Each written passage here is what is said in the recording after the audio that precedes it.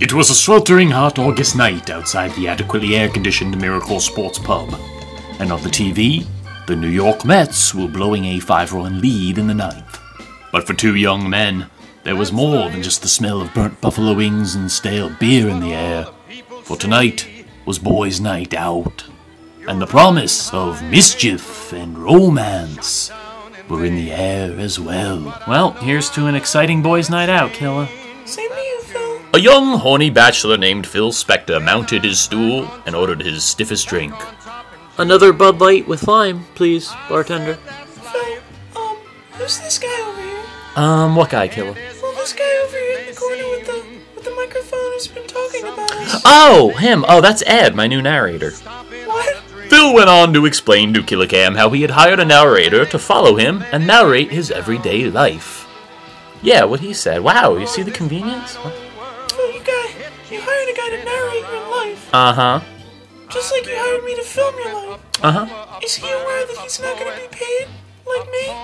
Unbeknownst to Killa, Phil had already forwarded Ed the narrator $5,000 to narrate for him for 2 months.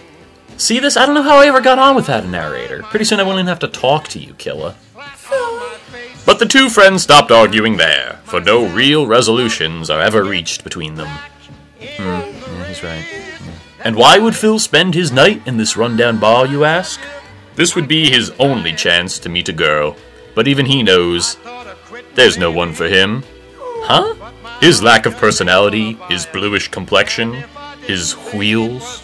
No, Phil would spend this night, and many more, alone. Ed, that's not true. I'm a great-looking guy, and I get girls all the time. And... Well, Phil, I don't know about that. I mean... Kill it, just because you don't see me hooking up with girls doesn't mean I don't do it. Phil, I film you all the time. I've been filming you 24/7. That doesn't mean... For 7 years. Alright, that's enough. I'm bringing home a girl tonight. We accepted Phil's challenge. With chagrined smiles. And so Phil's night ended early when he picked off the most incoherent, drunken lady he could find. She was a pudgy thing, and the sore on her mouth certainly suggested herpes. Well, I think she's pretty cool, and I think it might be true love.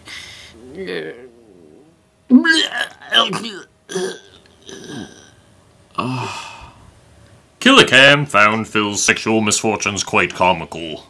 But he hadn't seen action in many years, either. Oh, hold on. That's because Phil won't let me leave. Killicam, a lonely, damaged shadow of a personality, barely has the soul to demand payment, let alone quit.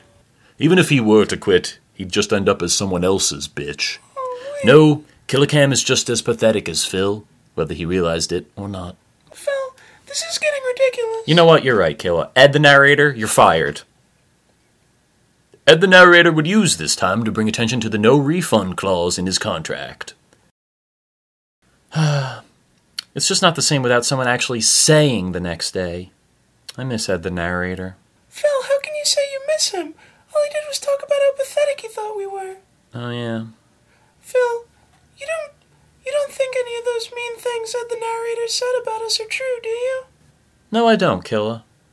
I think we're both able-bodied, attractive young gentlemen. You know what? I think you're right, Phil. Killa, would you be my boyfriend? Phil, isn't that horse still passed out in your bed? Yeah. Anyway, spit all over the monitor.